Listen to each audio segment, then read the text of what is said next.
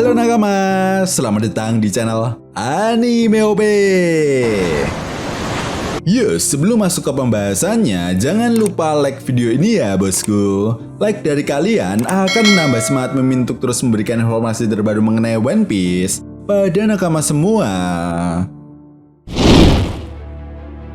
Nah, melanjutkan cerita yang terjadi pada chapter sebelumnya. Cerita pada chapter kali ini akan diawali dengan memperlihatkan kelanjutan kekacauan yang terjadi pada chapter sebelumnya.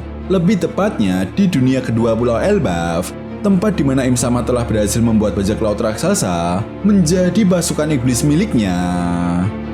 Yap, seperti yang sudah Mimin bahas sebelumnya, peringatan bahaya yang telah terdengar ke seluruh penjuru Elbaf membuat para raksasa mulai berdatangan, termasuk kelompok dari Tetua Jarul yang dia pimpin.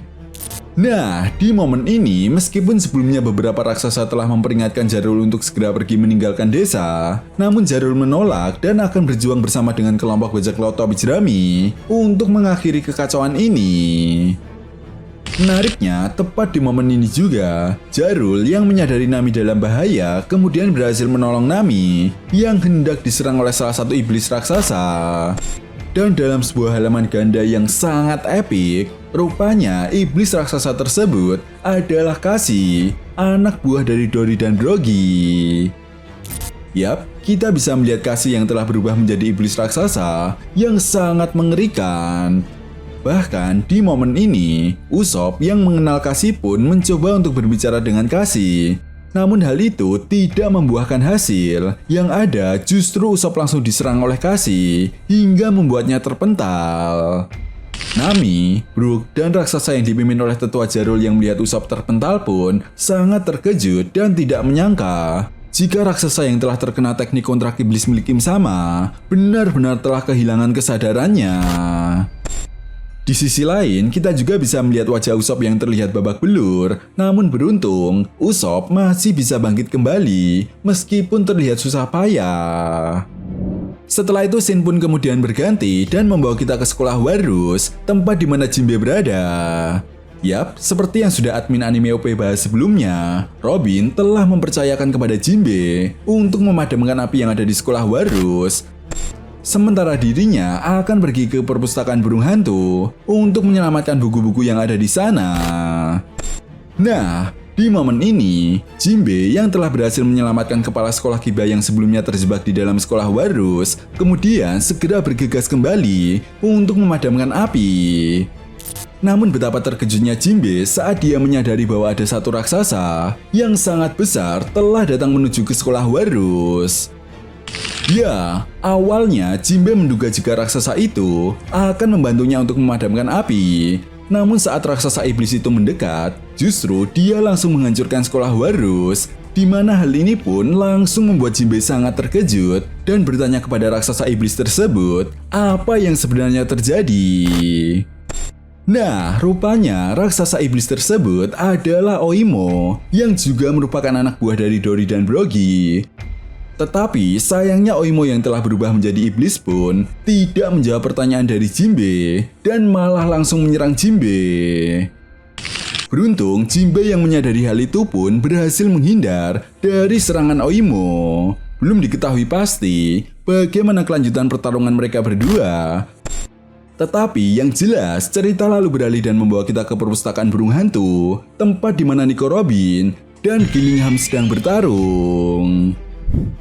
Yap, setelah sebelumnya Gillingham bangkit kembali berkat kekuatan regenerasi yang dia miliki, tanpa basa-basi lagi, Gillingham langsung menyerang Nico Robin dengan panah api yang tepat mengenai bagian dada milik Robin. Awalnya, Gillingham terlihat senang karena serangannya tersebut berhasil mengenai Robin. Tapi betapa terkejutnya Gillingham saat dia mengetahui bahwa itu hanyalah sebuah klon dari Robin. Yap, tentunya ini sangat menarik ya bosku. Hal ini seolah menunjukkan bukan hanya kekuatan saja yang diandalkan oleh Robin dalam bertarung, tetapi kecerdasan yang dimiliki oleh Robin pun juga dia gunakan untuk melawan musuhnya. Ya, Robin paham betul, dia belum mengetahui pasti kelemahan dari kekuatan regenerasi yang dimiliki oleh para kesatria suci.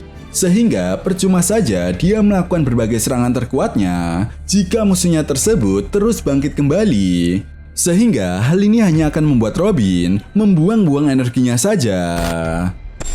Nah, di momen ini, Gillingham yang menyadari bahwa Robin sedang bersembunyi dan tidak serius dalam bertarung, kemudian memprovokasi Robin dengan mengatakan bahwa Profesor Clover adalah dalang dibalik kematian para penduduk O'Hara. Sehingga hal ini bukan salah dari pemerintah dunia. Ya, menurut Gillingham, pemerintah dunia hanya menjaga keseimbangan dunia One Piece agar orang-orang seperti Profesor Clover tidak membuat kekacauan dan menciptakan senjata pemusnah massal. Sambil bersembunyi dan mendengar perkataan dari Gillingham, Robin terlihat sangat marah. Namun dia tidak ingin terpancing oleh ucapan dari Gillingham tersebut dan akan menunggu momen yang tepat untuk menyerang Gillingham sambil memikirkan cara untuk menghadapi pengguna kekuatan regenerasi. Setelah itu, kembali lagi ke dekat hutan Elbaf, tempat di mana Im Sama dan raksasa iblis Dory serta Brogy berada.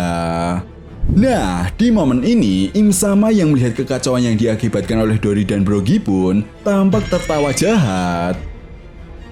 Bahkan di momen ini, kebakaran yang sangat besar pun tidak dapat terhindarkan lagi akibat amukan dari para iblis raksasa.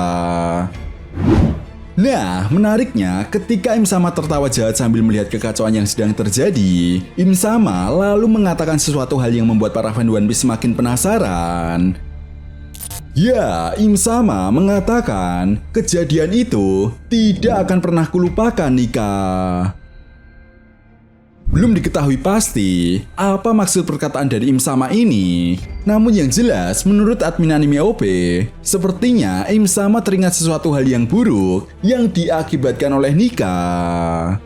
Sehingga tidak menutup kemungkinan meskipun kekuatan Nika Luffy saat ini bisa dibilang masih berada di tahap awal, namun seiring berjalannya waktu, Luffy pasti bisa mengembangkan berbagai teknik dan juga evolusi dari kekuatan Nika. Ya, apabila kita perhatikan sampai di sini, sebenarnya kekuatan yang dimiliki oleh Im Sama yang mampu memunculkan atau mengeluarkan benda-benda dari dimensi lain sebenarnya sangat mirip sekali dengan kekuatan imajinasi yang dimiliki oleh Luffy saat menggunakan mode Nikanya. Namun bedanya, Im Sama harus menggunakan sebuah media buku dan lingkaran sihir. Sedangkan Luffy ketika menggunakan mode Nikanya, Luffy hanya perlu mengeluarkannya secara langsung berkat kekuatan imajinasinya. Yap, tentunya kalian semua para fan One Piece masih ingat ketika di Pulau Egghead, Luffy hanya memakai kemampuannya tersebut untuk mengeluarkan benda-benda aneh seperti kacamata, pemukul baseball, helm, kuas, dan juga ember cat. Namun seiring berjalannya waktu, Luffy pasti akan semakin menguasai kemampuannya tersebut.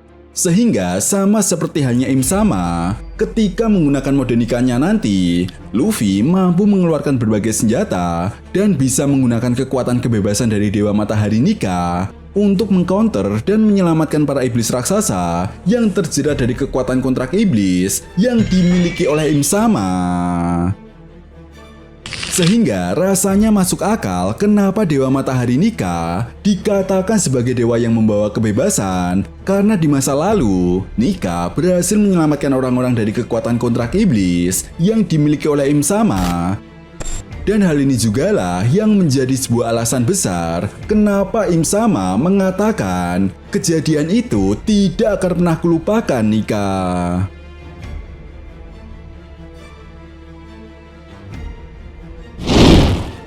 Nah, itu tadi merupakan berbagai hal menarik yang terjadi pada manga One Piece chapter 1151. Jika kalian punya pendapat lain atau teori tentang pembahasan kali ini, silahkan tuliskan pendapat kalian di kolom komentar ya, bosku. Oke, sampai di sini dulu pembahasan kita kali ini, and see you next time.